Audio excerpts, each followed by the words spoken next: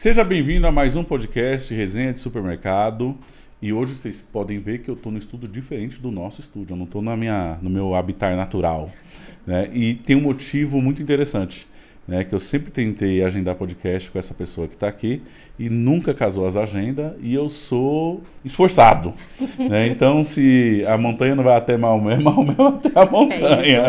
Né? E hoje eu estou aqui em Campinas, aqui no Zeus Estúdio Podcast aqui, que eu vim gravar com a pessoa que você vai ver agora, que eu já fiz uma visita técnica na loja do pessoal do Dalben, eu tô falando agora, que inclusive vou deixar o link da visita aqui, cara, que é incrível o negócio. E quando eu fui fazer a visita, foi muito melhor do que eu via na internet. E eu gostei muito das técnicas aplicadas na prática. É uma baita visita técnica, que você assiste tudo aqui. E agora você vai saber parte da mentalidade que está por trás dessa construção. E é isso que eu gostaria de ouvir aqui e de trazer para vocês. O que está por trás dessa mentalidade, desse negócio tão bom em vários aspectos, principalmente dos 7 pilares que eu sempre falo todos os dias, quem me acompanha sabe. Então, hoje eu trouxe a Fernanda Dalben para participar desse podcast. Seja bem-vinda, Fernanda. Obrigada, gente. É um prazer estar aqui. Finalmente deu certo, né? Espero contribuir bastante. Parabéns pelo projeto de vocês, o podcast. Eu sou uma ouvinte aí assídua, parabéns. Legal, e tá comigo também a Gabi. Seja bem-vinda, Gabi. Obrigada, é um prazer estar aqui, é um prazer te receber, Fernando. Obrigada, você que é uma referência para nós em vários aspectos, né, Thiago? A gente esperou muito por esse momento, né? À toa que a gente está aqui em Campinas, né? Como você disse, fora do nosso habitat. Então, eu creio que vai ser um baita papo e daqueles, né, gente? Que a gente já sabe, que a gente aprende muito. Exatamente. Quem assistiu a visita já sabe... vai saber como funcionam os bastidores, né? A visão do negócio por trás. E, Fernanda, vamos começar já. Como é que começou o Dalben? Como é que começou a empresa? Que ano que foi mais ou menos? Da ideia de surgir um negócio? O ideal que o varejo brasileiro, todo mundo começou muito pequeno, né? Uhum. E isso é muito motivador, inspirador. Como é que foi a história de vocês? Conta pra nós aqui. Legal. Bom, acho que as histórias, né, são muito parecidas, mas falando do Dalben. Dalben existe desde 1974, ou seja... o ano que vem vai fazer 52 anos, né? Foi fundado pelo meu avô, José Dalben, e o meu tio mais velho, Sérgio Dalben. Ambos já faleceram. Então, eu faço parte hoje da 3ª geração. E o Dalben começou com um sítio, né? Que existe até hoje, um sítio aqui na região de Campinas, com a produção de frutas, hortaliças, legumes. Né? Então, começou com hortifruti, vamos dizer assim. E especialmente com plantação de tomate. Surgiu uma oportunidade do meu avô ter uma vendinha na cidade, né, que é onde hoje é a nossa loja do Taquaral, a nossa loja matriz, que é até perto de onde nós estamos aqui. E daquela vendinha foi crescendo, trazendo outros produtos também, virando uma pequena mercearia e depois até virar um supermercado. Né? Hoje Dalben tem 4 lojas aqui na cidade. Uma delas é a loja Conceito, que você foi visitar, que é a loja de Valinhos. E então, assim, brevemente contando a história, é isso, né? Então, hoje meu pai e meus tios são os diretores, né? E aí vem a leva da 3ª geração, eu, minhas irmãs e alguns primos que trabalham no negócio. Então, você, suas irmãs, os primos, todos trabalham no negócio ou alguém quis seguir alguma carreira fora do supermercado? Porque é muito normal, filho de varejista, tentar seguir outra carreira, tá? Uhum. Aí vai alguns tentar no direito, alguns tentar na medicina. Eu tenho um cliente na nossa agência que eu atendi essa semana que o menino tentou ser médico, voltou. Não, prefiro estar aqui com o pai tocando no supermercado. E a gente vê que é muito comum isso acontecer, né? Eles irem tentar o mercado fora, mas no final acabam vivendo o varejo. Você, em algum momento, pensou nisso? Suas irmãs, seus primos, alguém pensou isso? Tem alguém fora ou não? Tem algumas pessoas fora, né? Da família. E aí, no meu caso, eu tive uma experiência fora, mas sem sair, né? Eu tive uma experiência de empreendedorismo por volta de 2012, por ali, 2012. Eu sempre tive uma veia empreendedora, né? E aí chegou num momento que eu já atuava no Dalben, né? O ano que vem vão fazer 24 anos que eu tô trabalhando oficialmente, né? Porque comecei desde criança, como vários, né, dos filhos ali ajudando, empacotando, de 5, 6 anos de idade, você já ia ajudar na operação. Mas aí quando eu tinha 14 anos, aí eu realmente fui trabalhar mesmo, depois eu conto um pouco mais a história. Mas eu tive ali um momento onde eu quis empreender, e o engraçado é que eu empreendi com algo totalmente diferente, não deixava de ser varejo, mas eu empreendi com moda e decoração. Na época, eu tinha uma professora na faculdade, que depois se tornou uma grande amiga, que é a Larissa Ortiz. E a Larissa prestava um serviço para o Sebrae de brasilidade. E ela falava, puxa, eu ensino lá os designers a fazer coisas do Brasil, colar, lá, mas eu não tenho um canal de venda. Eu falei, opa, se é uma coisa que eu sei fazer na minha vida é vender. E aí eu fundei a Brasileiria, né, que significa Galeria do Brasil. E começou pelo e-commerce, depois foi lojas pop-ups em shoppings aqui da minha região. E eu fazia essa curadoria com designers do Brasil. Aí tinha bolsa, tinha cerâmica, tinha um monte de coisa, né? Várias coisas. E aí eu empreendi ali em torno de 3 anos. Tive essa vivência legal. fora. O meu MBA mais precioso da vida foi o empreendedorismo. Porque quando você é empreendedor, você faz desde o cafezinho, né? Você passa por tudo. Até atender o cliente, embalar para o cliente, nota fiscal, contabilidade. E, cara, eu falo, foi um mega MBA, assim, chegou um momento da minha vida que eu tive que escolher, né, porque realmente as coisas ficaram muito tempo, né, o que eu dedico primeiro. Energia dividida, energia, né? E aí eu resolvi obter, o Dalben estava expandindo, outra loja e tal, eu acabei ficando lá. Mas eu tive essa vivência fora. Muito comum, porque geralmente o que acontece, o pai e a mãe, para eles construir aquilo foi algo muito trabalhoso. E eles associavam na década de 90, 2000, que as profissões fora tinham uma vida mais tranquila do que o que ele viveu. E às vezes ele não queria que os filhos vivessem o que ele viveu, que foi o período de construção do negócio. De trabalho de sábado, domingo, da abertura ao fechamento. Então eles pensam, não, meu filho não vai passar por isso. Então coloca ele numa universidade de medicina, de direito, engenharia. E depois vê que, cara, lá fora também, essas profissões, todo lugar assim, nós sempre achamos que a grama do vizinho é melhor que a nossa. Então, no final, eles batem lá e a grande maioria retorna ao negócio de origem. Até porque lá vai precisar ter a mesma construção. Exatamente. E as pessoas acabam retornando. O legal é quando retornam também com prazer, de encontrar algo que você se encaixe. Sim. Né? Para o seu trabalho não ser algo também doloroso. Né? E eu vejo isso de fora, eu vejo que você se encaixou na onde você atua hoje. Certo? Então, eu creio que para você é um trabalho prazeroso. Sim. É a melhor coisa do mundo é quando você encontra prazer no seu trabalho. Eu falei ontem, acho que isso não é. Falei, gente, eu amo o que eu faço, eu gosto de fazer o que eu faço, né? E se eu não gostasse, talvez eu não ficasse na empresa, porque trabalhar com família não é algo simples. Não é. Né? Tem todo um aspecto ali que envolve também sentimento, emoção, e isso, quando a gente vai para o ambiente de trabalho, isso também pode ser algo que dificulte ainda mais, né? Então eu falo, eu gosto muito do que eu faço, né? Eu cresci dentro do varejo, o bichinho picou e é o que eu gosto de fazer, é o que eu sei fazer. Então, para mim é um prazer, mas realmente a gente tem muitos dilemas, né? Sim. Hoje, qual é a sua atuação lá no Dalben hoje? Hoje eu sou diretora de marketing e trade marketing. Já passei por várias áreas, né? Então, como eu brinquei, né? Desde quando era criança, tal, trabalhava, ajudava, enfim. Mas quando eu tinha 14 anos, eu tenho uma irmã mais... Na verdade, nós somos em 3 irmãs em casa, né? Eu sou do meio. E a minha irmã mais velha começou a atuar quando ela tinha uns 18 e eu tinha na época 14.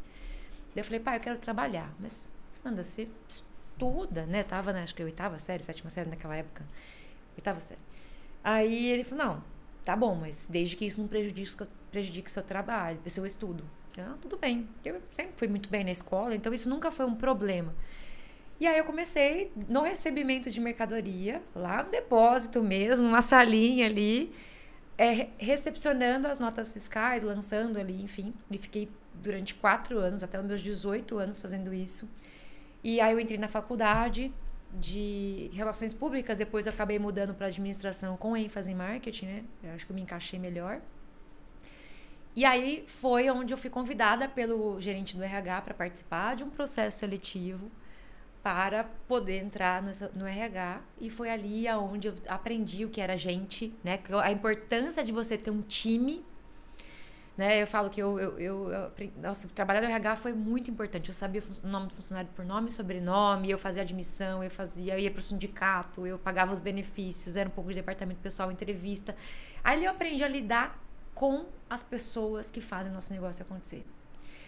E aí quando eu me formei, em marketing, né, administração com ênfase em marketing, eu falei, poxa, o Dalben não tem uma área de marketing, né? Por que não? Minha irmã mais velha era formada em publicidade e propaganda. Falei, Mariana, vamos montar um departamento? Vamos. Felipe Kotler embaixo do braço. Fomos lá na família. Gente, olha, a gente quer montar um departamento de marketing, a gente vai fazer isso, porque o Kotler, porque o Porter, não sei. Aí todo mundo olha assim, hã? Eu imagino a resistência. Se existe ainda em 2025. Isso falando mais de 14 anos atrás. Ainda hoje existe? Hoje. Ainda hoje. Imagina a resistência. Mais 14, 15 anos. E aí, assim, mas a gente falou, montando um PowerPoint, né? O que vocês vão fazer mesmo, né? E aí, a gente já tem um tabloide, a gente já tinha uma agência na época que trabalhava, mas porque ela veio pra fazer os tabloides, né? Era nem, né? Porque não tinha design naquela época. Então, a gente não precisa, tá tudo bem, né? Aí, tá funcionando. E naquela ocasião tinha um gerente comercial que tinha acabado de entrar, fazia assim 6 meses, que era o Mauro, né? O Mauro, meu grande mentor. E ele veio de Walmart, Carrefour, Pão de Açúcar. Então ele tinha uma bagagem muito legal. Daí ele participou da reunião, ele ficou quieto. Aí chegou na reunião e falou, Fernanda, cara, vocês fizeram tudo errado. E não adianta falar de conceitos. Vamos mostrar na prática o que vocês querem fazer. Eu entendi o que vocês querem fazer. Mas vamos reformular, né, a proposta, porque... Começa de novo. Aí ele falou assim, você quer saber o que é marketing? O que é trabalho, né? Na época nem era trade, nem se falava em trade. Você trabalha no RH, eu estava no último ano da faculdade, né, na parte do TCC, então meu horário era super flexível. Vem 1 hora por dia, depois do seu trabalho. Eu vou ficar 1 hora a mais depois do meu trabalho. E eu vou te ensinar. Você quer? Eu falei, eu quero. Cara, e o Mauro me ensinou a como montar um calendário promocional, como negociar com a indústria. Ele começou a me convidar para as reuniões com a indústria, como ele montava o tabloide, como que ele negociava os pontos, porque ele que trouxe essa cultura pro Dalben, né? Ele que trouxe o tabloide pro Dalben. E aí, eu aprendi. E aí eu fui lá, depois de, acho que uns meses, assim, a gente sentou, ele falou, vamos lá, vamos voltar lá. E eu vou te ajudar a apresentar. Eu falei, tá bom. A minha irmã acabou indo para gestão de pessoas, né? Ela foi para outra área. E a gente apresentou. Eles olharam. Bom, Mauro, né? Eu era uma menina, tinha 21 anos, né? Imagina. Mauro tá junto, então tá bom, vamos dar um voto de confiança. Só que, ó, você não tem equipe e você não tem dinheiro. Então, tudo que você conseguir, que você quiser fazer, vai ser pela indústria. Aí eu brinco a entender. Eu quero trade, né? Ó, indústria, me dá isso aqui. Eu te dou isso aqui, né? Preciso de verba. Então, foi aí que iniciou a minha vida hoje, né? Hoje a gente já tem uma equipe de marketing trade, mas essa foi um pouquinho da minha jornada. Caraca, que legal. Muito bom, né? A ausência de recursos faz nós ter criatividade. Exato. Então, você tem que ter criatividade, né? E é isso que é o máximo. Desconforto, né? Desconforto. E algo que se tivesse recurso não geraria tanta criatividade. Exato. Eu sempre falo isso. Até hoje, assim, né? O Dalben não tem grandes verbas de marketing, enfim. Acho que é fazer muito com pouco, né? E usar a criatividade. Eu acho que criatividade, isso é uma lição. E isso é algo que, cara, eu consegui visitar a loja de Valinhos, não consegui nas outras, mas é perceptível quando você chega na loja, que é uma loja com muita criatividade. Eu gosto muito do modelo, né? E é diferenciada, né? Tem muitas coisas que não é comum a gente encontrar em outras lojas, né? E até grandes nomes que a gente visita não é tão comum. A gente vê, por exemplo, o trabalho que vocês fizeram na loja Conceito. É surreal. E a loja Conceito, ela ficou famosa nacionalmente. Muito com a do telão. Eu olho além do telão. Quando eu chego, eu falei, não quero saber do telão da fachada. É lindo, maravilhoso, mas eu vi muito valor dentro. Para o cliente, para o consumidor. Que eu falei, cara, olha isso aqui. Que foi onde eu elogiei no pet, poucas lojas atentaram ao crescimento do pet.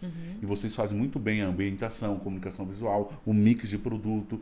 É no detalhe, que para mim, eu gosto muito de analisar a tendência. O que vai crescer e o que vai retrair.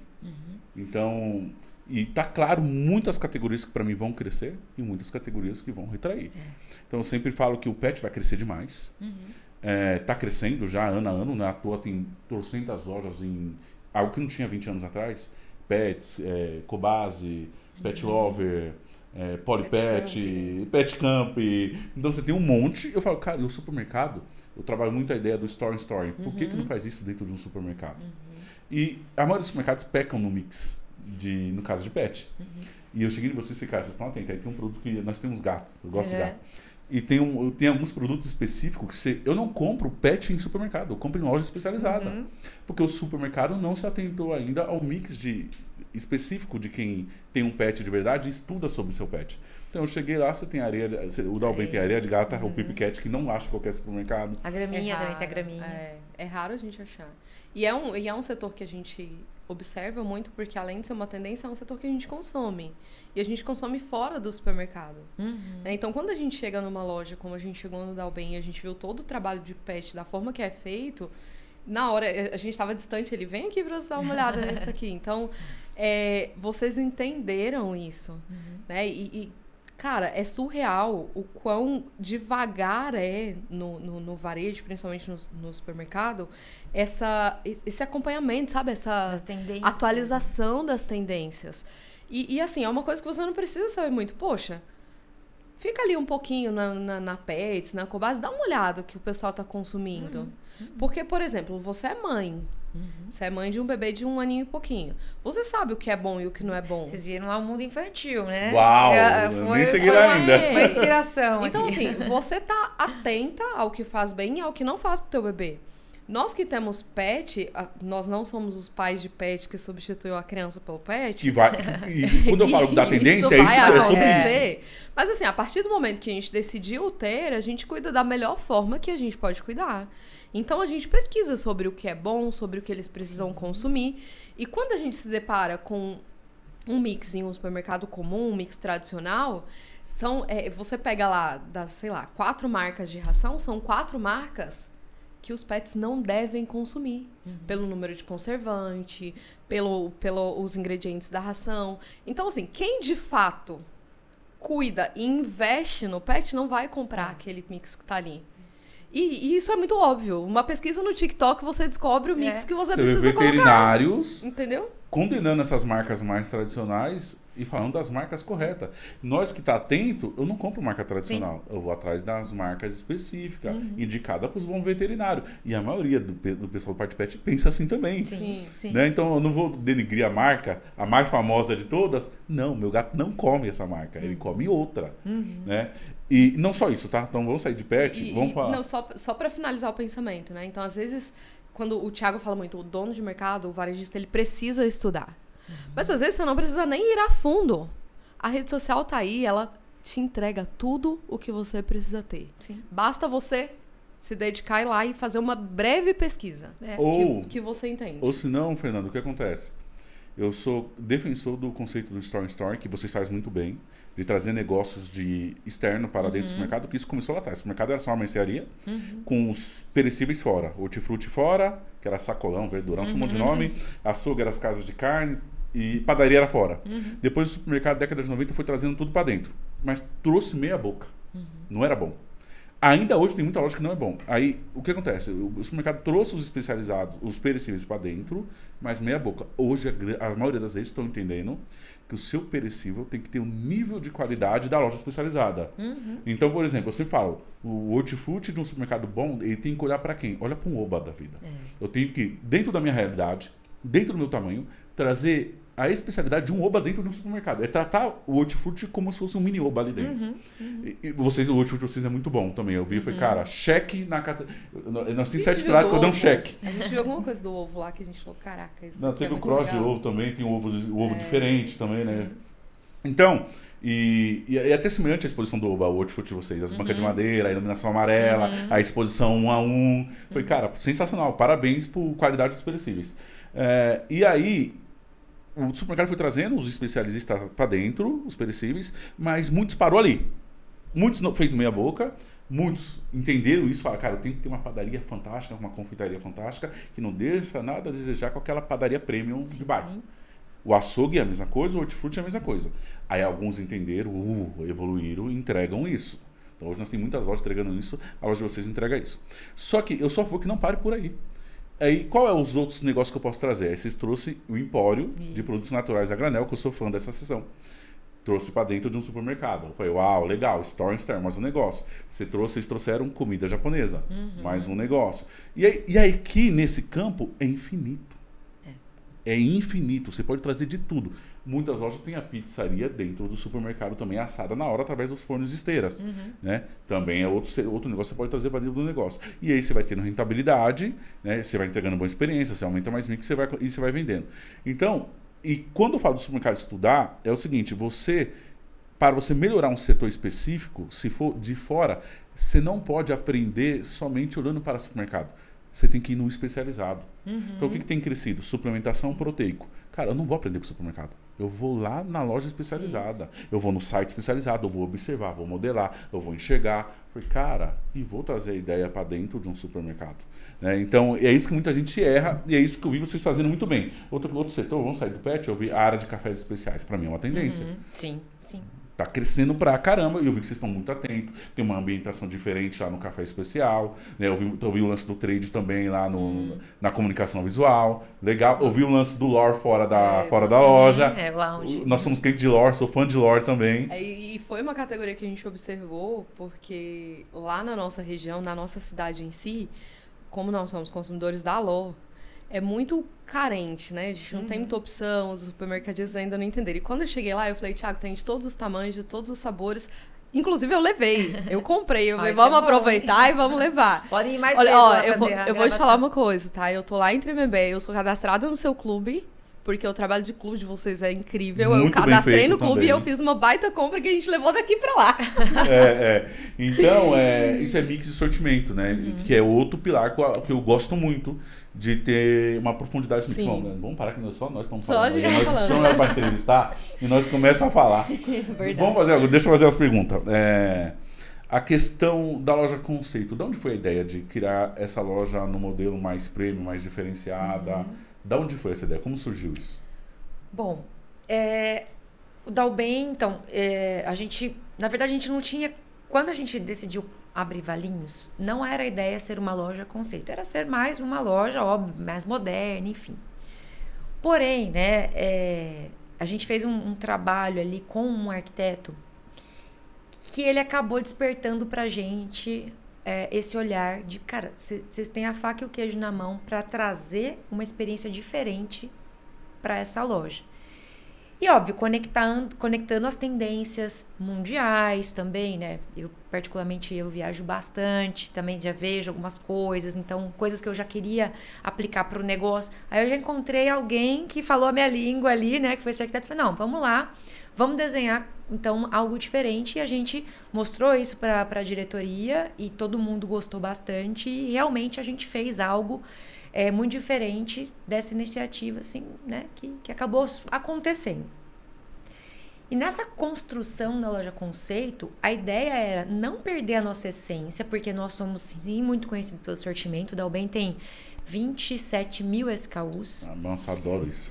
Gosto muito de... 27 mil SKUs, somando os produzíveis, né? E tudo mais. Então, é um baita sortimento. Então, a gente não pode perder essa nossa essência. A gente... já tinha, por exemplo, a granel já existia nas outras lojas, mas a gente trouxe para aquela loja todo o ambiente, algo bem diferente. Então a gente foi construindo esse conceito. A gente não tinha uma ideia de qual seria o conceito, mas o fato foi, não podemos perder a nossa essência, mas precisamos trazer uma experiência diferente para o cliente. E aí a gente foi conectando de novo as tendências. Então, muita parte do visual merchandising, muita parte da sinalização digital, outros serviços foram acontecendo naquela loja. A escola da Tramontina, que hoje a gente faz experiência com o cliente. Então, acho que a loja conceito ela foi um desdobramento do que a gente já fazia, né? Mas com um upgrade, né? Vamos trazer uma experiência realmente diferente. E essa loja, ela foi um passo assim, muito importante até com a indústria. A indústria olhou pra gente diferente. Aquela loja ela foi pensada no trade. Né? Então, aquela vitrine no estacionamento, ela não foi por acaso. Né? Teve um porquê ter ali, já pensando em arrecadar verba, mas também trazendo uma experiência de visual merchandising, trazendo ali as telas digitais nas cabeceiras de gôndola, enfim. Então, aquela loja ela foi pensada para o trade. Tanto quando eu faço ROI ali, né? ROI não, perdão, a DREzinha ali por loja, é a loja que eu mais consigo arrecadar verba. E a indústria começou a olhar para o Dalben também de uma forma diferente. Foi um ponto, assim, de virada de chave. Então, foi muito importante esse passo, a gente ir para uma loja conceito, trazendo tendências globais de varejo, trazendo muito esse olhar para o trade também. E quais foram os principais pontos, assim, em relação ao cliente que vocês sentiram de diferença dessa loja para as outras lojas do grupo?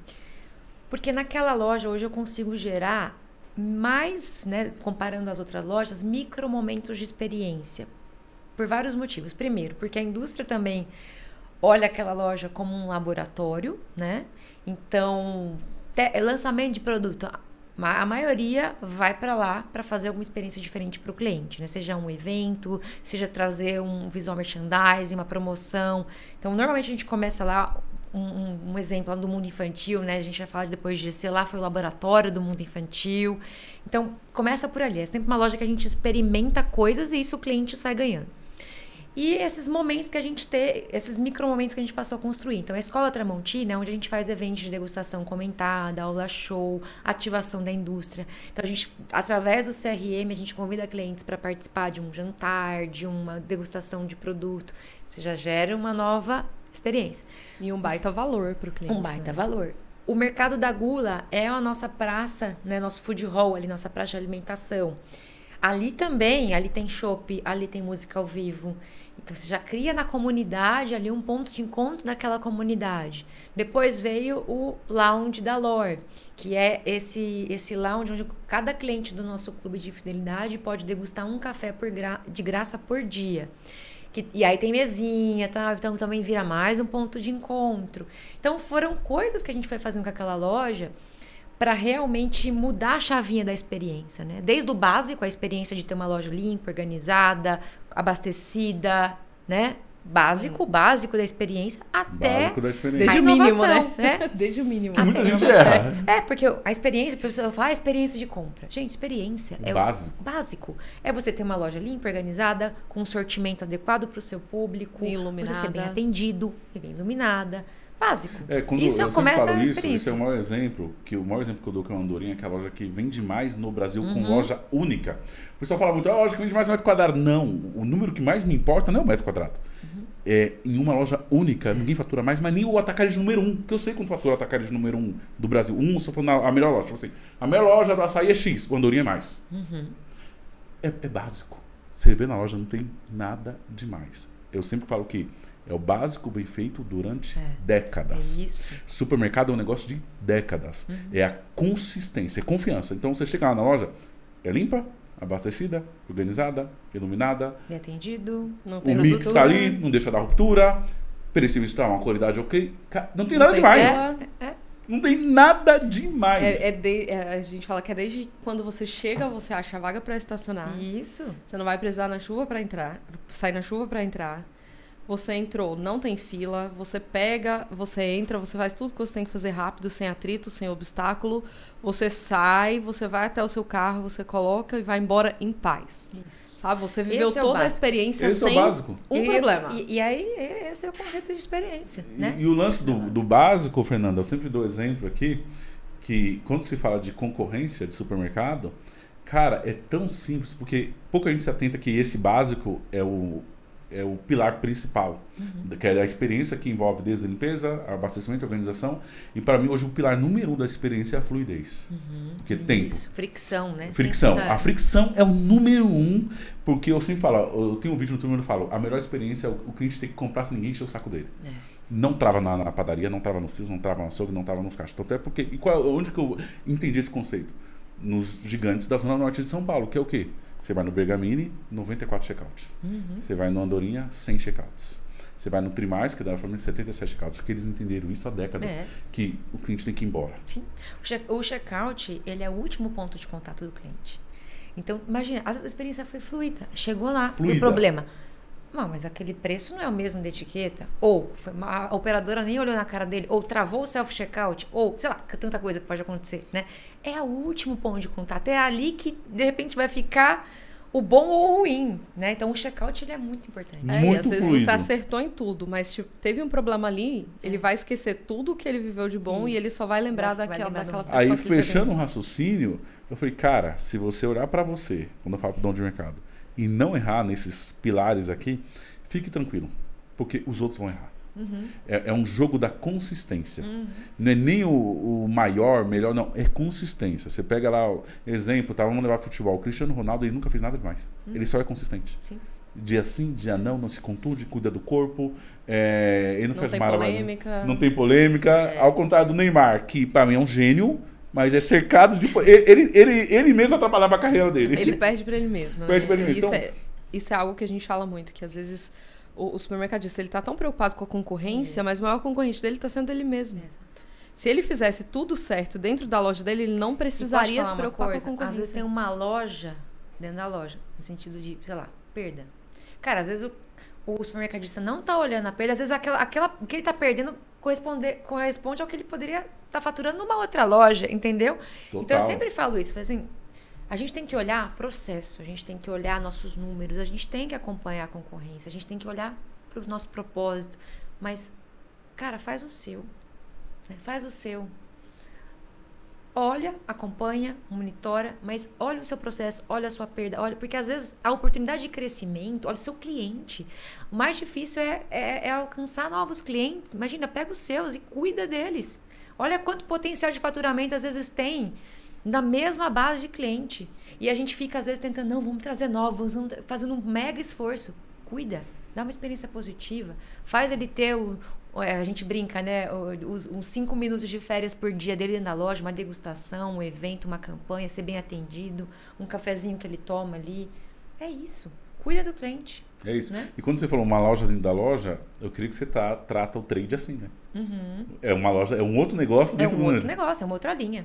Que gera resultado, sim, na última linha, né, da empresa. E mais do que isso, né? Eu falo, o trade por si só, vender adesivo de chão é a coisa mais fácil do mundo. Beleza, faz parte da composição do trade, mas como a gente olha o trade para melhorar a experiência do cliente? E aí é um pouco do que a gente está falando, né? Então, eu criei uma área ali, de uma cozinha, enfim, poderia ter sido qualquer outra área, que eu levo o cliente para provar produto, para conversar com a marca, né? Então, uma marca de vinho, ele conversa ali com o sommelier da marca, ele entende, ele se relaciona. Então, usar o trade também para vender mais, ok, mas o vender é o final, né? Eu acho que o trade tem que ser usado para você se relacionar com o cliente. Acho que quem entende essa fórmula, né, que eu vou fazer tentar fazer as minhas negociações do dia, mas para me relacionar melhor com o meu cliente, engajar, aí entende o que é o trade estratégico, o trade do futuro, né?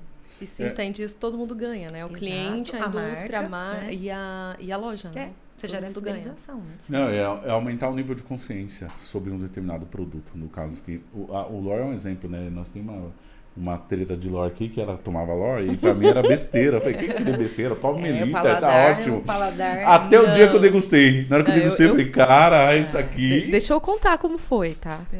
Vou te expor agora. Pode eu fui comprar o Lore, aí ele olhou assim, né? E o preço é um pouco diferente, não tá surgindo os prêmios, né? Aí ele olhou e falou assim, nossa, que madame, só toma esse café aí? Eu falei, só toma esse café aqui. Levei pra casa, né?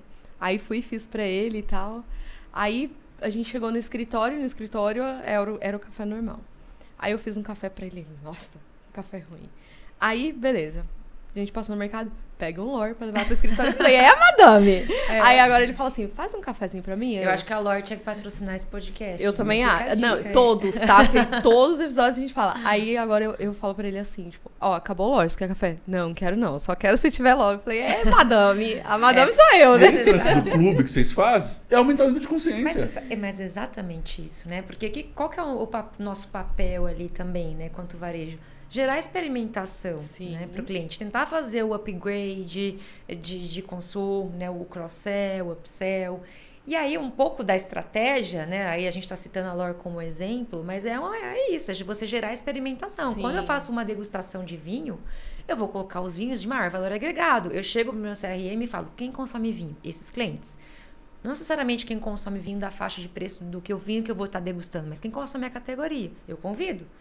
Aquele cliente que, sei lá, consumia um vinho de R$50, no evento ele vai provar um vinho de 90, a chance dele migrar, de fazer o upsell é muito grande. Sim. Porque o paladar não retrocede, né? A gente já sabe, óbvio, tem uma questão ali. De repente ele não vai ser o cliente assíduo, mas tem uma promoção, ele não vai pensar de novo, ele vai comprar aquele vinho que ele já...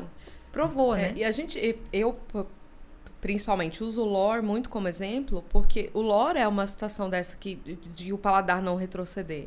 Quando você se acostuma a consumir um café, a gente tá falando do lore, que é o que a gente consome, mas um café arábico, um café mais puro, você não consegue mais, com todo respeito a Melita, Pilão, enfim, todas as outras marcas dos cafés mais comuns, mas você não consegue mais voltar. Entendeu? Então, o que eu entendo? Não retrocede, né? Quando você. É aquilo que pensar, você não sente falta daquilo que você não nunca sente viu. falta daquilo que você não conhece.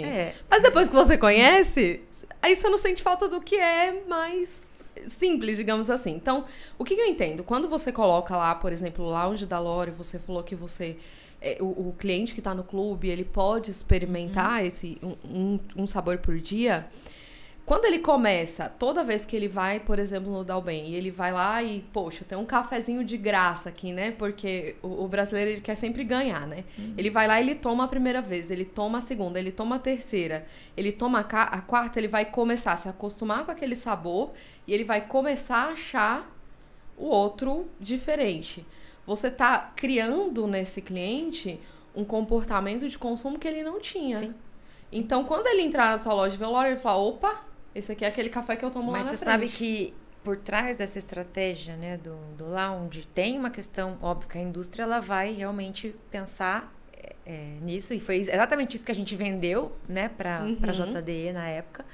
Mas para o Dalben, fazer o lounge, além desse relacionamento, né, que a gente, como se a gente convidasse o nosso cliente para tomar um café, né, vamos dizer assim, e a gente só convida aquela pessoa para tomar um café, aquela pessoa que a gente gosta e quer dar perto. Então, esse é o conceito. Mas por trás disso, quando a maior dor do supermercadista para um programa de fidelidade, relacionamento, enfim, é você ter cadastro, você fazer o cliente se cadastrar e, mais do que isso, ter o cadastro atualizado, manter o cadastro atualizado ou completo. Então, muito varejista gasta ali mensalmente uma grana para mandar ali um e-mail, um SMS, olha, completa seu cadastro, participa dessa campanha, você precisa estar com o cadastro completo. É um esforço grande, é dinheiro que o varejista gasta e energia para fazer o cliente se cadastrar, completar o cadastro ou manter atualizado. Quando você vai para um lounge, ele vai fazer isso porque ele quer o café. E ele vai fazer isso uma vez. Ah, verdade, deixa eu pôr meu e-mail aqui, porque precisa estar completinho. Meu e-mail, nananã, e aí, vira e mexe, a gente faz algumas campanhas de atualização, olha, já atualizou o cadastro. É uma conversa diferente do que eu ficar ali, olha, cadastra. É até ruim. Quando a pessoa fala cadastra, a pessoa já, nossa, vou ficar horas aqui, vou dar minhas informações, né? Não sei se vocês têm essa... Eu tenho isso até como consumidora. Depois você vai ficar... depois vai ficar me mandando um monte de... Então, é diferente, é uma abordagem diferente. Então, é essa experiência que a gente fala. Eu tenho um programa de relacionamento e como eu me relaciono? Eu mando oferta, mando promoção, mas eu tomo um café com ele todo dia. E é uma categoria que, depois da inflação do café, o café, ele se mostrou ser uma fortaleza gigantesca, porque quando começou a explodir o preço do café inflacionar, eu falei, vamos ver o que vai dar com essa categoria agora. Cara, o consumo não parou. Não parou. O brasileiro é viciado em café. Foi comprovado porque o preço explodiu. Houve trade down, mudança de marca, para baixo, né? Sim. O pessoal com a menor renda, bem para baixo, não teve o que fazer. Mas ele não abandonou o café. Eu achei incrível. Eu acompanho os números da Scantec. Eu falei, cara, o café não retrocede. Tá batendo R$40 e não retrocede. Continua Ninguém vendendo. deixa de tomar um café. O brasileiro Cara, o café se consolidou depois dessa crise inflacionária como... Eu sou o cara mesmo do supermercado. Ninguém vai me abandonar, não importa o preço que eu esteja. E um grande gerador de tráfego também. Muito. Vocês escolheram uma categoria que é amada pelo brasileiro. Que gera um tráfego mesmo. E a Lore também precisa disso, de gerar essa experimentação, porque o produto é muito bom. É uma degustação para ela, né? Ao invés de ela ter uma promotora ali promovendo o produto, ela tem uma pessoa ali que é da nossa equipe, né? Mas que é, em termos de custo, é absorvido pela empresa. Ela promove o produto todo dia, né? Num tempo muito maior que se fosse uma degustadora de agência, né? Mas é mais uma ação que gera um valor mútuo para todo mundo. Para todo mundo, né? E eu acho que trade também é isso, né? Quando todas as partes do processo ganham. O supermercadista, a indústria e o cliente, principalmente. Exato. Então, é o que eu falei. Então, quando a gente parar para sentar com a indústria, é a gente pensar assim, beleza, existe uma verba que tá ali no jogo, mas o quanto o cliente, na ponta, vai sentir que aquilo foi positivo. Ou gerou engajamento. Esse é o trade estratégico, não o trade operacional. Ponta de gôndola, né? Vender ponta de gôndola apenas. Vender é a coisa mais fácil do mundo. É porque quando a gente fala de trade, a cabeça é essa, né? Vender ponta de gôndola. Não, na cabeça de muitos supermercados tá isso. E eu vejo a Fernanda como uma embaixadora de mudar essa visão. Pelos conteúdos que você sempre traz, você está tentando dizer, gente, não é só isso. Não é só isso. Não é só isso. Até porque eu defendo muito uma estratégia 360 do trade, né? Então, assim, não é só a ponta de gôndola, é a ponta de gôndola, é o banner no e-commerce, é um ponto extra, é o post na rede social, é um disparo de CRM, é a tela digital, é uma degustação, é um brinde. É tudo e, não ou. Né? Eu acho que o trade é muito mais sobre e não sobre ou, né? Porque realmente a gente pega esse cliente na jornada 360 e também gera o valor, né? Acho que o papel do trade também gera valor para esse cliente no final do dia, né? Fernanda, vamos pegar o gancho aqui, já que a gente entrou no trade, né? Grande parte da nossa audiência são supermercadistas de pequeno e médio porte. E a gente sente muito isso na agência quando a gente vai levar essa proposta de trade, né? Principalmente para o que está ali, que é menorzinho, na cabeça deles, eles não têm tamanho suficiente para implantar essa estratégia, ou eles acreditam que a indústria não vai olhar para eles. Eu queria que você trouxesse um pouquinho, baseado na sua experiência, na sua visão, quais são as oportunidades dentro do trade marketing que o pequeno e médio supermercadista ele consegue aproveitar. Ele tem razão quando ele olha para essa parte e pensa, não é para mim, ou não, existe oportunidade para todos os tamanhos? O trade é para todo mundo, mas precisa mudar a chavinha, precisa ter a mentalidade, né? Então, vamos lá, o Dalben tem 4 lojas, ele não é a maior rede aqui da nossa região, muito menos do Brasil. Mas a gente mudou a chavinha de entender como o trade pode ser estratégico para o nosso negócio, né, em vários âmbitos aqui que a gente já falou. Acho que o importante é assim, quando eu falo de mudar a chavinha, ele não precisa ter um grande número de lojas, mas ele precisa ter uma loja preparada para esse trade, foi o que eu falei, né? E a partir do momento que ele começa a entender o que é o trade e dar ferramentas para isso acontecer, com certeza ele vai fazer. Talvez, e o trade ele tem vários estágios. De repente ele vai começar a vender ali o adesivo, a ponta de gôndola. Aí nisso ele vai começando a ganhar corpo. E aí ele vai para um trade 5.0, vamos dizer assim, onde a gente está falando de experiência, etc. Mas o trade é para todo mundo e cada um está num estágio diferente ali de maturidade do trade, né? E eu acho que a indústria também consegue... Quando eu falo de dar ferramentas, é porque a indústria ela tem a verba para investir. Ela vai investir em qual varejista? Que tiver mais recursos para investir. Então, quando eu coloco uma tela digital, quando eu crio uma escola ali de gastronomia, ou mesmo pode ser até coisas mais simples, eu tenho ferramentas de trade, certo? Eu tenho ativos de trade para essa indústria. Então, provavelmente ela vai investir em quem tem mais possibilidades de fazer. Ela vai investir naquele varejista que cumpre o que foi combinado. Isso é um ponto essencial. Gente, verba... Nessa mesa aqui eu capto verba, tranquilo, mas eu executar e ter a transparência que eu executei, isso a indústria ela vai ganhando mais confiança naquele varejista.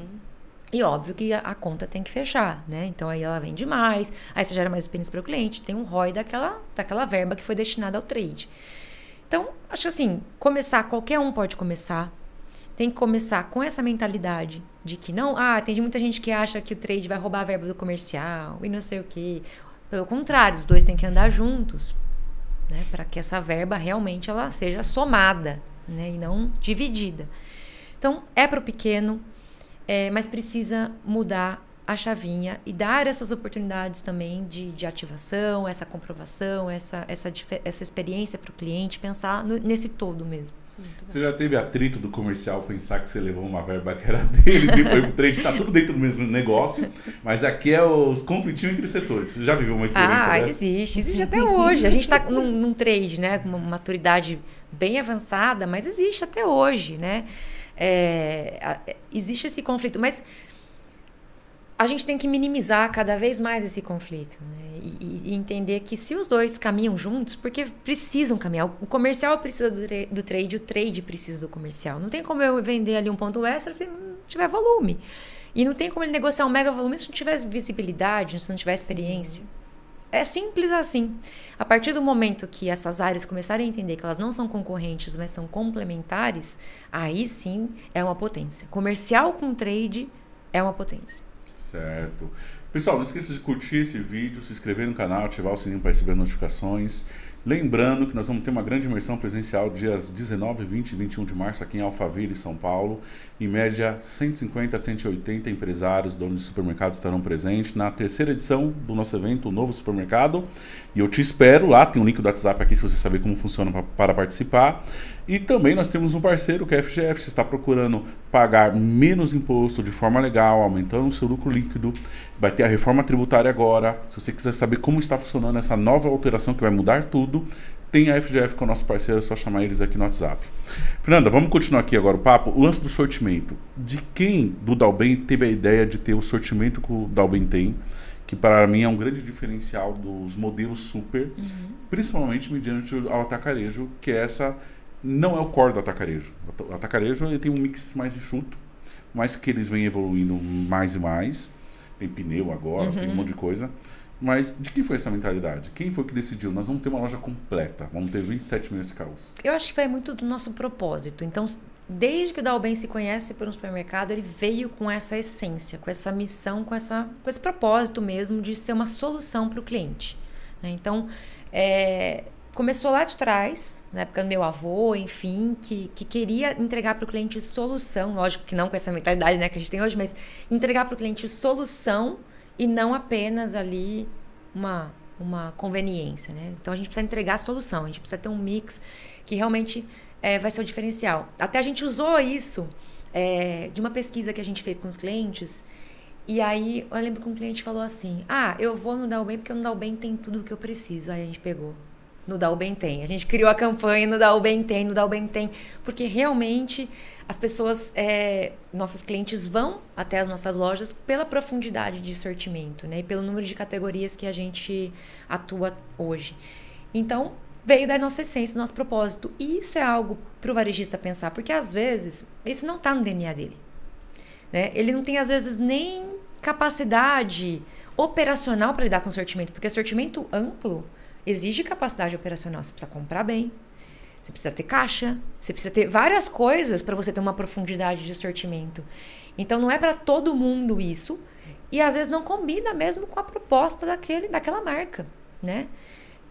Tem marcas que têm muito sucesso hoje no varejo brasileiro, poderia citar várias aqui, que tem um sortimento bem menor do que o do Dalben, e hoje voam também, e tem um posicionamento super legal, mas tem um sortimento menos profundo. Mas isso é a nossa essência, isso é o nosso negócio. A gente quer ter um sortimento maior. Isso nosso cliente acostumou com isso, gosta disso e compra na gente por conta disso também, né? Então, acho que, assim, não teve uma ideia, mas teve um propósito. Teve um porquê, uma razão de existir ali lá no começo, que isso vem se perpetuando. Eu gosto disso, quem me acompanha sabe, eu sou defensor do mix profundo. Então, o que ela falou de... A Fernanda soltou duas falas aqui importantes. A primeira de o cara olhar para isso, se aprofundar, e do cara que simplesmente talvez não seja a essência dele. Vai muito, acho muito da ambição do cara. Então, tipo assim, se eu quero crescer, eu tenho que atacar todas as frentes que levam ao crescimento. Então, eu sempre vou defender que tem oportunidade de avance. Oportunidade de avance. Oportunidade que fala estrutura, né? Tanto de comprar, financeira, etc. Avance. Por quê? Porque tem alguns estudos que trazem que algumas bandeiras, não só do canal do supermercado, as bandeiras que têm mais performance, elas têm mais profundidade de mix. Eu vou te dar um exemplo claro aqui, que é um que nós estudamos fora do supermercado. Drogaria. Então, nós fizemos um estudo analisando o ranking da Sociedade Brasileira de Varejo de Consumo. E eu estudei todos os rankings de farmácias, número de lojas e performance por unidade. Então, tipo assim, eu não observo muito quando se fala, Thiago, a rede tal fatura tanto. Se for uma grande rede, eu não vou olhar esse número, eu vou olhar quanto que é por loja. Qual é a média por loja. Esse número me enche os olhos. Isso. Né?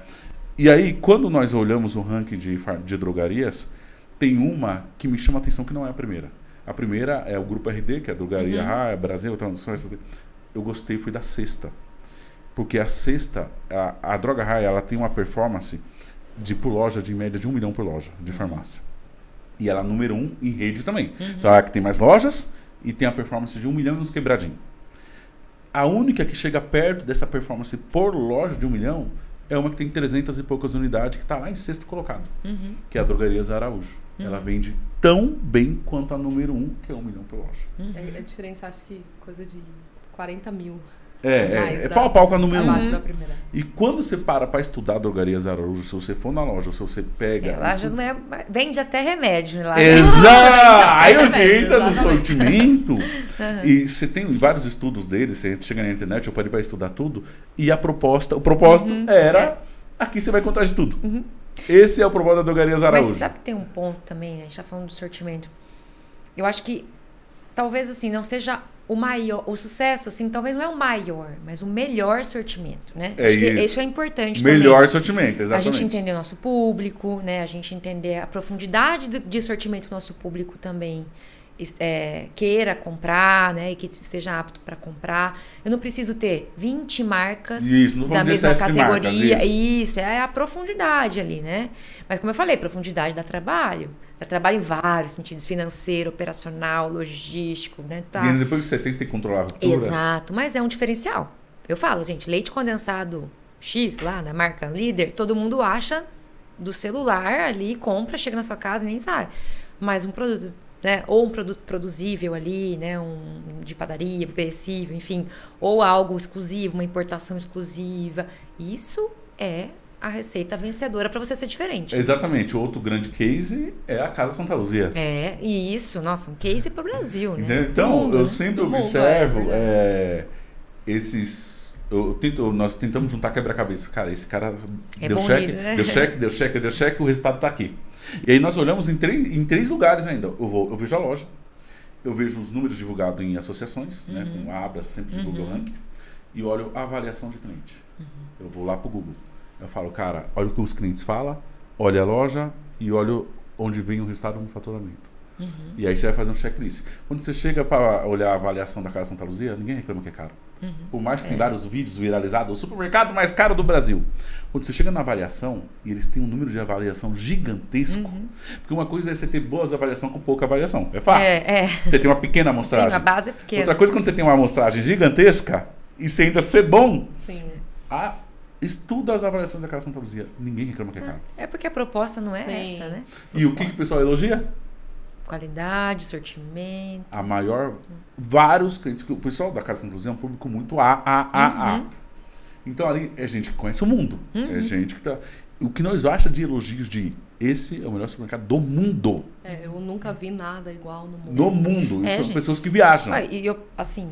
As pessoas me perguntam... Como eu acabo viajando bastante, eu conheço muita loja fora, as pessoas me perguntam assim, olha... Como que você acha que o Brasil tá? Eu falei, cara, o Brasil, ele é case pra muitas situações. Eu falo isso também. A gente tem vários exemplos. Ninguém faz como nós. Eu falo isso. Quando eu também fui pra Europa, eu cheguei lá, eu falei, cara, dono de mercado do Brasil, dá um banho nisso aqui. Dá, muito. Dá um banho. A gente tem muitas boas inspirações, acho que a gente tem que TBC, né? Tirar o bumbum da cadeira, olhar, visitar, rodar o mundo, entender comportamento, mas... A gente tem muito para ensinar. Dá um banho. Quando eu olho aqui, você chega lá, não tem pão para não ser quente. Não tem o açougue cortado. Até o trade. Você vai para fora do Brasil, você não vê, assim, grandes ativações diferentes, assim, de trade. Você não vê. Não, o brasileiro, eu falo, cara, quando eu vi lá fora, eu falei, cara, o supermercado brasileiro ele é bom comparado aqui fora. Muito bom mesmo. Então, quando nós falamos de sortimento, e ainda o lance do sortimento também, Fernanda, que às vezes um produto te leva para o concorrente. Vou te dar um exemplo, tá? Por exemplo, masculino, né? Higiene masculina. Eu não uso mais gel há muito tempo. Antigamente o líder era o Bozano, né? Os meninos aqui, todo mundo já usou Bozano um dia aqui? Todo mundo já usou. Hoje eu uso pomada. E tem supermercado que não tem pomada. Então, a grande maioria. Grande maioria. Então eu vou às vezes... Não dá o bem, tem. Então eu vou em supermercado que o cara só tem o gel. E supermercado grande, a loja com uma baita estrutura. Eu falei, cara, esse cara fez mais difícil, não tem a minha pomada. Eu vou ter que sair daqui lá no Ciclano que... É porque hoje o cliente quer solução. Exatamente. Bom, as pessoas estão com o tempo cada vez mais reduzido. A gente não tem tempo. O tempo é o maior ativo hoje. O maior ativo é o tempo. É uma coisa que a gente consegue comprar é tempo. Assim, mais ou menos, né? Porque a gente consegue otimizar o tempo. E aí, o que o consumidor busca? Solução. Ele quer ir num lugar que ele resolva a vida dele. Sim. Esse é o ponto. E aí entra aquele lance, às vezes, cara, mas uma pomada não deve representar tanto no faturamento. Mas a curva F, G. Mas ela me conduziu para outro player. Isso. Quando essa loja não teve a pomada. E tem algumas marcas, assim, que elas são... Algumas categorias sensíveis, tipo, categoria bebê. Muitas vezes é a marca. Eu quero a marca daquela fralda, eu quero a marca daquele...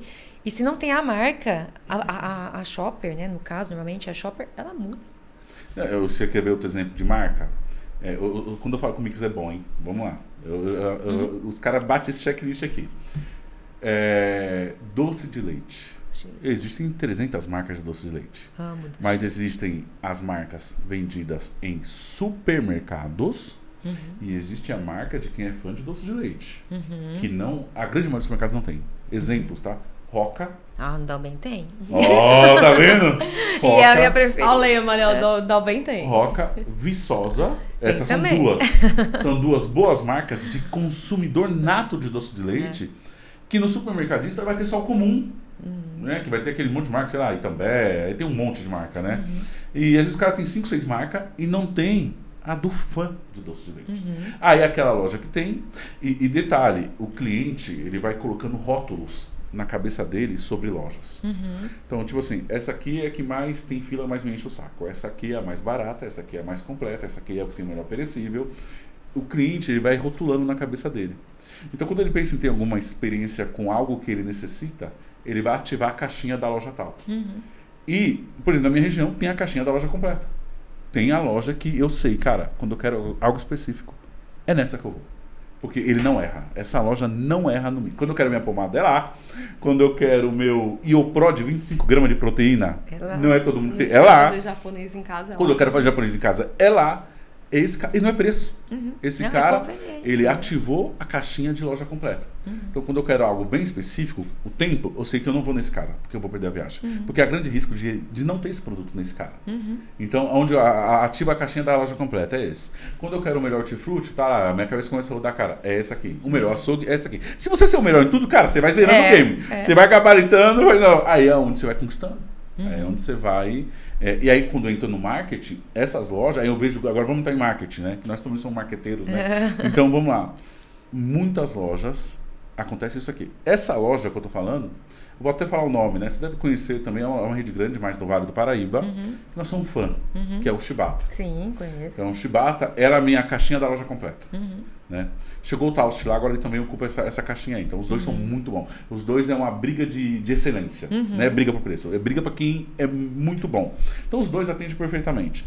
Quando eu falo de mix completo, eu sei que o Shibata vai me atender. Vai ter lá, né?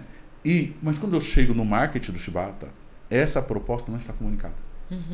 Então, esses diferenciais eu não enxergo nas redes sociais dele. Só eu indo lá ver.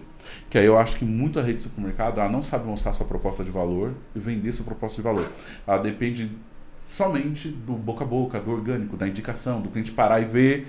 E eu vejo muita rede errando em não mostrar os seus grandes diferenciais nas redes sociais. No caso do Shibata, ele poderia explorar isso. Aqui você encontra isso, aqui você encontra isso, aqui você encontra aquilo. Que talvez o cliente nem sabe que ele tenha de tudo. Né? Se tem uma premissa do marketing é que o óbvio precisa ser dito. Né? Porque, por exemplo, se o meu hortifruti é fresquinho e tá ali, tô vendo, é fresquinho, mas eu falar pro cliente que o hortifruti é fresquinho, né? Isso entra também no subconsciente desse cliente, isso fica gravado, porque ele tá vendo, ele tá, né, tá lendo, ele tá sendo impactado por essa informação. Por isso que o marketing, ele precisa ter constância, ele precisa ter repetição, porque é quase uma doutrina, né, nesse sentido. O óbvio, dentro de marketing, o óbvio precisa ser dito. Né? Exatamente. E eu falo, cara, eles não mostram quem eles são. Eles estão perdendo uma oportunidade. Porque o marketing foi acostumado a ser tabloide só. Sim. Né? E para muitos mercados ainda é só tabloide. O impresso diminuiu muito. Né? O impresso porta a porta diminuiu muito. Mas ainda as redes sociais estão sendo usadas só tabloide. E a melhor forma de você atrair cliente sem ser o do tabloide é o que você tem de diferencial mediante a sua praça. Sim, que é isso, trabalha a marca, né? Trabalha a marca. E é muito institucionalizado ainda, né? A gente vê as grandes marcas focando muito mais sobre ela do que sobre o cliente. Então, por exemplo, a gente pega vamos falar dos grandes players aí, do Açaí, do Atacadão, você entra no marketing, principalmente o digital hoje, que é a onda, é muito institucionalizado. Então, o cliente ele não consegue entender, de fato, por que ele precisa ir aí. E, por exemplo, o Shibata, que é o que o Thiago está usando como exemplo, se você chega na nossa cidade, tudo bem, você conhece a rede, mas imagina que você não conhece. Se você entra no marketing deles, você não tem essa mensagem de que você pode ir lá, que você vai encontrar tudo. Então, você vai depender de ter a sorte dele estar próximo, você ir lá e aí você descobrir no que ele é bom. E a gente vê muita gente ainda falhando nisso em pleno século XXI. Acho que a grande oportunidade do marketing digital é você conseguir mostrar essa loja para dentro sem ninguém nunca ter entrado. Sim. Então a pessoa nunca foi. Sim. Até entrando um pouco nesse gancho, né? Porque o digital hoje, a gente precisa desmistificar até a parte de conteúdo, né? Hoje o conteúdo, ele é o que manda no digital. Se eu usar minha rede social só para colocar oferta... Ninguém aguenta. Ninguém aguenta. E outra, você tem 1 segundo, que é o tempo do cliente passar o dedo assim, dopamina de fazer o scroll ali na tela, para você chamar a atenção.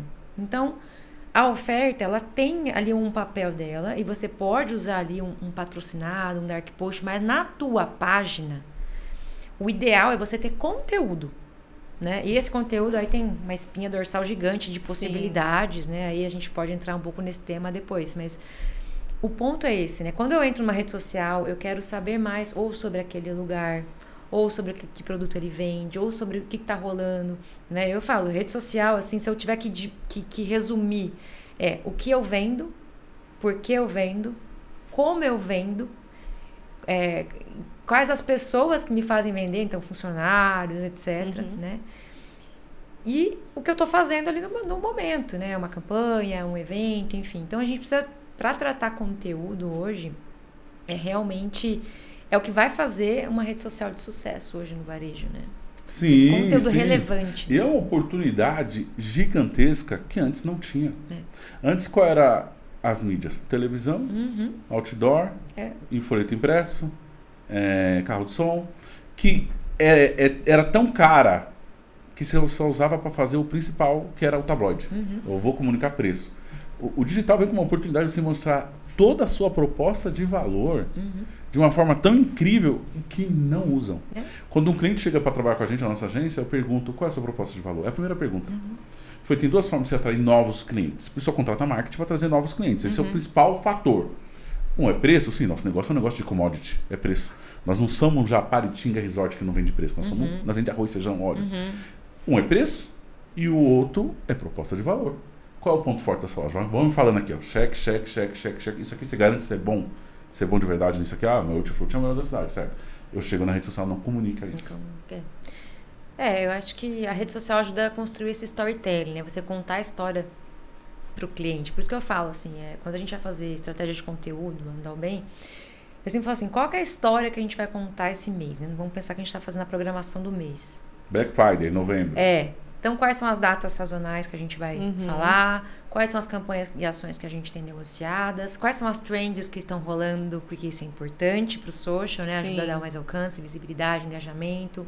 Quais são os influenciadores que vão ajudar a gente a fazer conteúdo? O que eles vão falar? Quais são os serviços que eu preciso promover esse mês? Então, é tudo sobre contar uma história. Eu falo que rede social é como se fosse uma programação de uma TV. Exatamente. Né? A gente precisa ter ali programação. Sim. Óbvio, e lembrando que tem que ser vivo, né? Não precisa casar com aquilo e falar, não, agora eu não faço mais nenhum conteúdo. Tem que olhar trend, tem que olhar se está engajando, né? Você tem que mexer muitas vezes no conteúdo. Mas é isso, é você contar uma história para o cliente através do digital, né? Sim. Bom, acho que esse episódio foi muito bom. Fernanda contribuiu demais, certo? Contou a história da Albem, a história dela, o que tem dado certo. Então, quanto tempo já de podcast, meninos? 1 hora? Thiago, não precisa cortar não, tá? Pode deixar. Nós gostamos muito do... Né? A gente vai dar no edição. Zero edição, exatamente. Quanto menos melhor. Tem um ponto só, né, antes de caminharmos para o fim, que eu peguei na fala da Fer por vários momentos sobre... Ela fala muito sobre o clube. Né? Então, os clientes que consomem vinho, os clientes que consomem café, os clientes que consomem determinado produto. O que a gente percebe muito, Fer?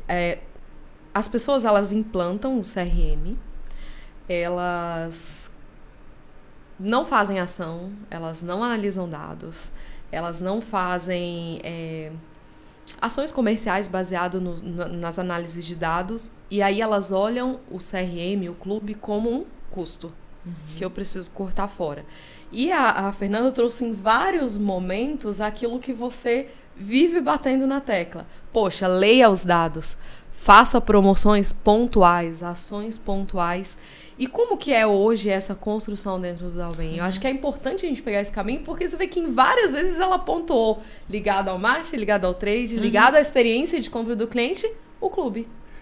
CRM, mas peraí, vamos fazer um combinado aqui. Isso aqui eu vou deixar o pessoal com água na boca. Eu não vou deixar a Fernanda falar muito, porque eles vão ter que assistir outro episódio. Então muito bom. Tudo bem. No outro episódio nós vamos falar de CRM, ó. Você que está assistindo esse, vai ter um outro episódio com a Fernanda, vamos falar de CRM. Vamos entrar mais profundo ainda no trade, que aqui eu quis apresentar a Fernanda e o Dalben para vocês. Né? Vamos falar de trade, vamos falar de gerenciamento de categoria. Você viu que eu nem explorei muito para nós fazer um podcast só de conteúdo direto ao ponto. Legal. Certo? Vamos combinar isso, gente? Vamos lá. E eu só quis comentar isso porque todas as vezes que a gente fala de clube e CRM, a gente usa o Dalben como um exemplo, assim como o Semar lá na nossa região, de quem trabalha muito bem o clube. Mas fechou. É só um spoiler, então. Não, essa carta estava na manga. Eu falei, não vou usar essa carta aqui, nós vamos usar no outro episódio. Então a gente tá em sintonia aqui, ó. Certo, gente? Fernanda, muito obrigado por participar do nosso podcast.